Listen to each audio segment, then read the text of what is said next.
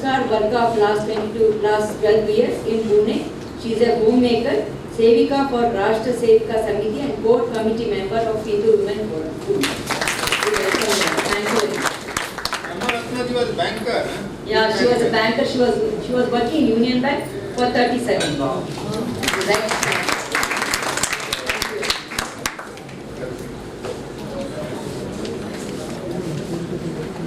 Thank you, Uma Shashi, and we also thank all the dignitaries on the dais for blessing the occasion.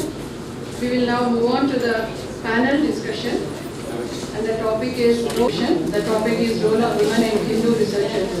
May I now request the chairperson for this session, Kavita Rajesh, to take over the proceedings.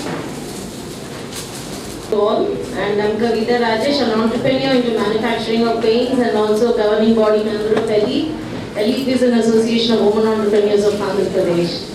And it's my privilege to introduce the panel today. And I would like to introduce E.L. Ramaratnam Garu, Managing Trustee of Hindu Forum, to please join us on the dais.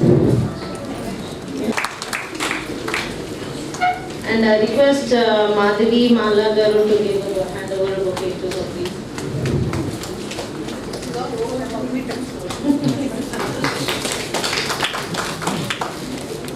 So it is my privilege to introduce a very eminent lady, K. Ramadevi Garu, President ELITE, Association of Women Entrepreneurs of Andhra Pradesh, and she is a lady inspiring to many women, and she is for economic growth of women around.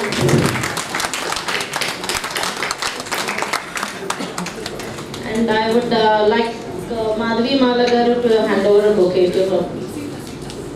Sorry, Sita to hand over a bouquet to Ramadevi Garu. A big round of applause, please. And Sudha Mala Garu, very eminent dancer, and I think you should, and she is charismatic, and it's a privilege to have you here, ma'am. Please join us on the dais. I would request Karuna Garu to give a bouquet to Sudha Mala Garu.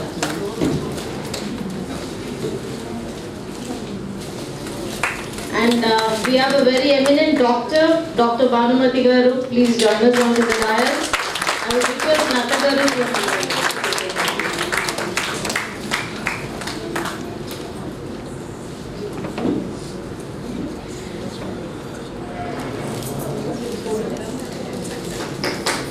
And I would request Dr. Pushpa Jain Garu, social worker, and she is from a Make-A-Wish Foundation. Please join us on the dais. And a very young, dynamic lady, so she is from the Commercial Tax Department, Assistant Commissioner of Commercial Tax Department.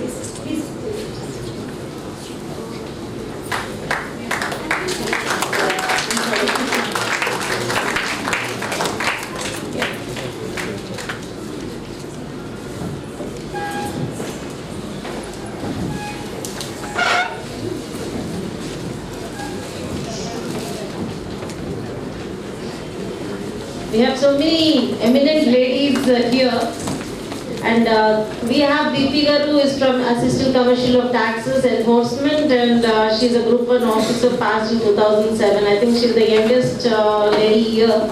Please, a big round of applause. Yes, thank you.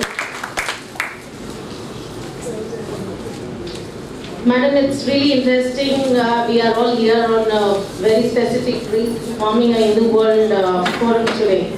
Keeping in mind the current situation, what do you all advise women in today's generation and future generation of the role they play to contribute in the progress of Hindu women in terms of resurgence in all walks of life? This is the question for the today. Madam, I would like Ramadevi Garu to please give her opinion on. Let's start with the floor. Rama Garu to give her. Thank you, Kavita. I think you are opening a person who is very from the religious background. I am a Hindu, but mostly we talk about economics, day-to-day life. Really, I listen to the spirit speakers. What I thought is 100% we all accept that our religion is very important to all of us because we all feel proud that we are Hindus. And one thing what I would like to say here is during the Vedic period, as many speakers mentioned, women are given equal opportunities in all spheres of life. But what is happening today? As you said, we need to change a lot. We need a lot of change makers and leaders. Maybe the forum is going to create a platform for such kind of changes. And coming to what's really the crux of the issues, like what is really happening around us is, though they say in this modern world that women empowerment is happening, but in reality when we speak, nothing is changing. I think I would like to belong to a Vedic period than this 21st century. If you all accept, because everywhere they say that you are given equal opportunity. When we talk about economic scenario today, if we go to bank, they ask us to give our securities. And they ask us, you are a woman, why you need a loan? So where is equality? If a man goes to the bank, he is given a very good welcome and he is offered a loan because he is capable. Though, practically it is the women who repay to the bank, but still, there is disparity among men and women, prevailing more in this 21st century. Though we are striving hard and it's more difficult for us to come out of this kind of scenario. And I often remember one small, story recently I read, there was a one lady. You permit me to speak or you want this also? Yeah, we have 4 minutes for each panelist, so I think yes. Yeah. You're going to ring the bell for after 4 Okay. minutes. That lady, what she said, she's a Hindu lady. Because we are bound by our culture, religion, we are guided every day by our parents, belong to this culture. And we feel really, we also try to bring out our children in such a way that they do not do. This is the only religion which keeps strictly implement and they try to maintain that cultural values and all in the whole country, I can say. We try to boggle them with all this, but still what's happening in the real situation, we ourselves does not honor these things. There's something need to change with the male counterparts also. There's one, wife and husband. The wife, he used to excuse all the time her husband whenever he beats her. He used to come back and say, I'm sorry. She used to excuse him. Said, so many times it's happening. He used to give her a rose and say that, I'm sorry, I will not do this. We are governed by the history, like we talk about Sati, we talk about Sita Devi and all these things, our mind is so much, we have to excuse a husband even if he does anything bad also. One fine morning, she was beaten so thoroughly, she landed, there is no next day for her. And he gave maybe a bouquet on her deathbed. So, it is we women, we need to change. Like, history is there only to learn the best practices. It's not that we have to get into these things and we should not be so, mind-boggled in such a way that we should not change our perception. Sometimes it is required, we have to oppose what is bad. And that's what is leadership, what we require. Hinduism, teaches you to become a good leader. Not that you should become a slave, not that you should become subservient to someone. Something bad in the society. You should put your foot down wherever it is required. I think in the economic scenario also same thing is happening. Even the political scenario, same thing. They try to pull you back all the time, but you have to become a good leader. Taking this Hinduism as your backdrop, as a platform which shows you, which creates, our Vedic Puranas and other things, they teach you how to become a good citizen and how to be a wonderful person in this society. All that women can become torchbearers for a better society if they understand Hinduism is what I feel. Thank you, Kavita. Thank you, Ramagaru. Well said. And I would request Sudha Malagaru from cultural aspect of hers, how she finds the change.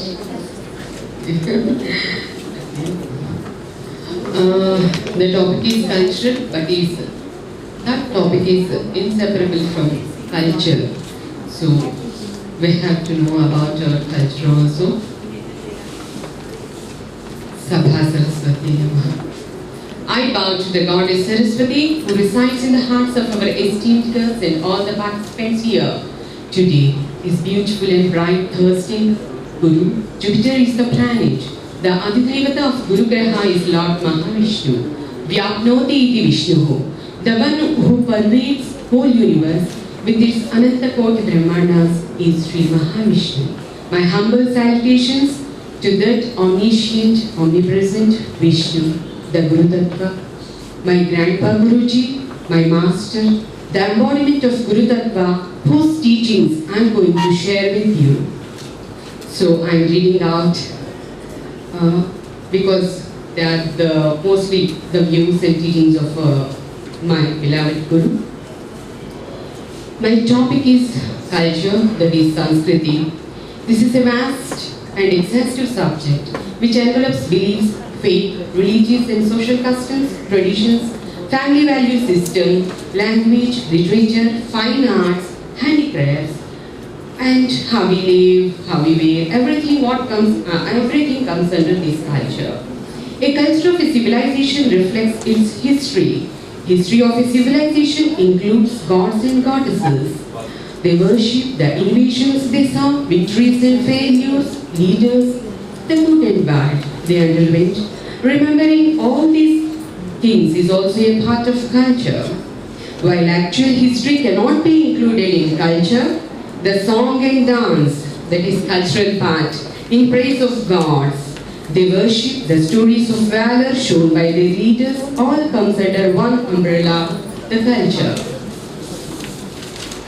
These stories in song and dance in turn influences the present generation to love and respect their civilization and country. Ours is a rich culture, the culture of Bharat. The Aryan culture can be broadly divided into two aspects, spiritual and materialistic.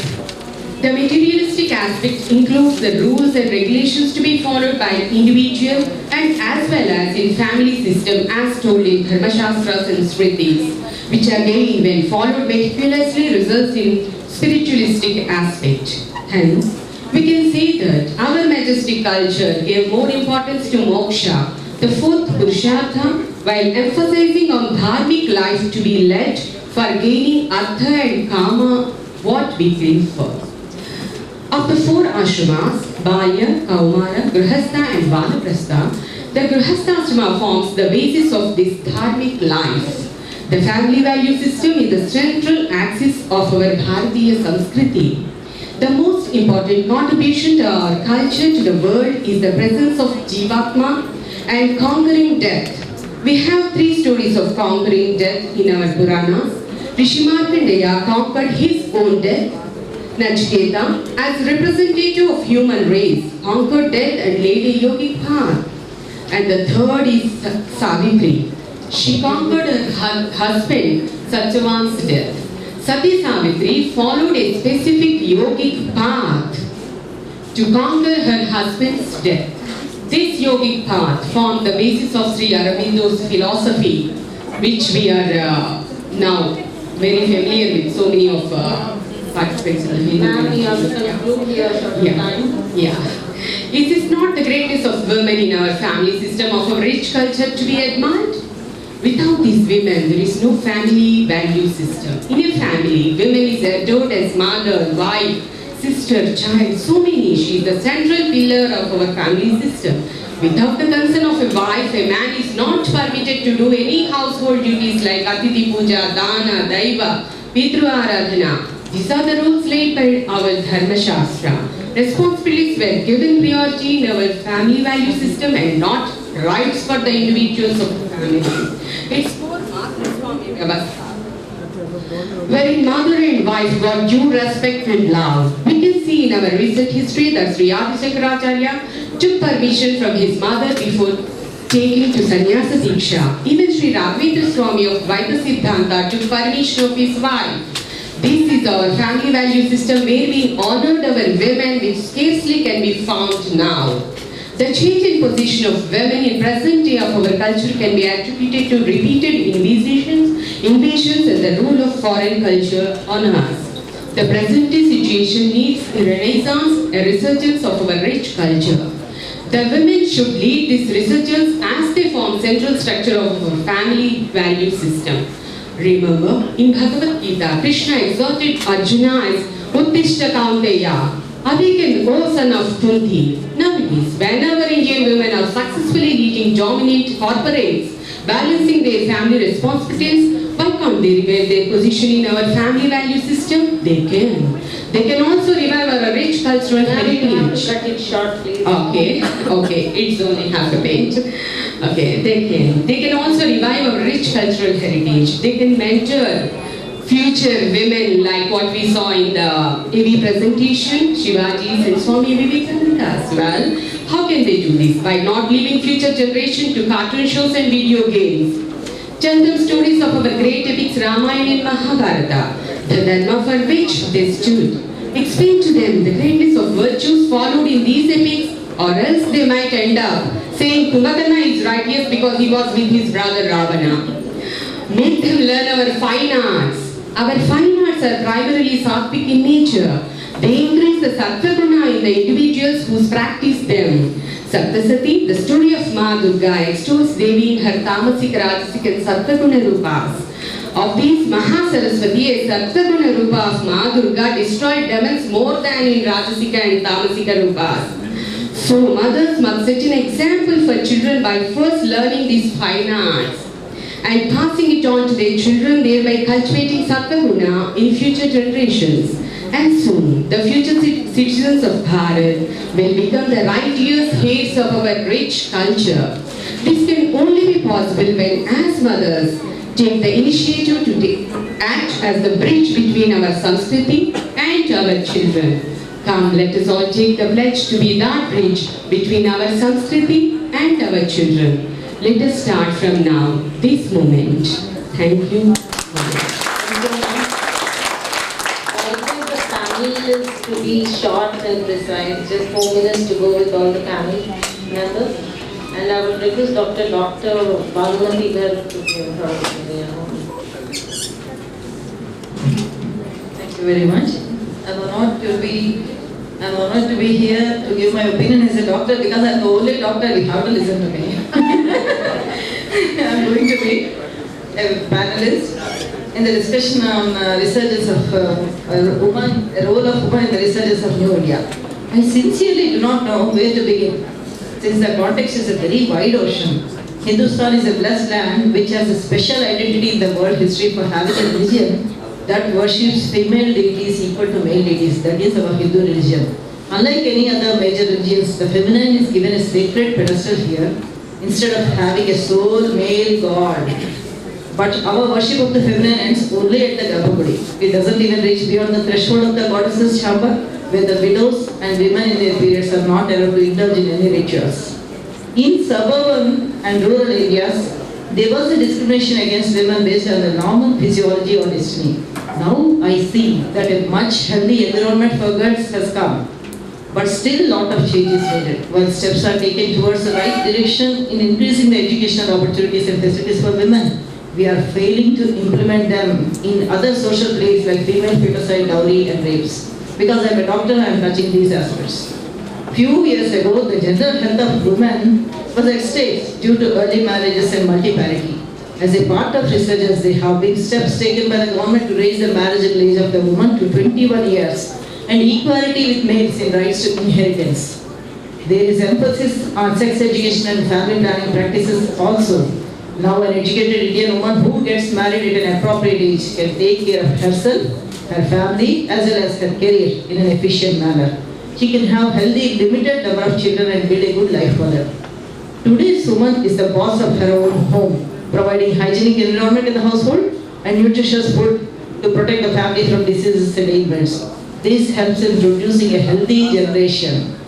As a doctor, I should throw some light upon the changes in the medical field over these years. I would say earlier women were not encouraged to enter the medical profession with the maximum possible foray into the nursing field. Independent India saw a raise of number of seats along with reservations for women. Today, women are exceeding the number of men in the medical field and mastering all specialties, including areas of emergency medicine and orthopedics. Earlier, there were no lady orthopedicians. Now they are there. Coming to the female patient care, the field of gynecology has advanced greatly with the advent of quality care, newer drugs, laparoscopic surgical techniques, infertility management methods, and perinatal care protocols. This has seen a fall in the maternal and infant morbidity and mortality rates. As technology advances, as technology always brings curses along with boons, the new age has seen a greater number of doctors helping the patients committing the crime of female feticide. This rampant social event in India stands as a major challenge even today.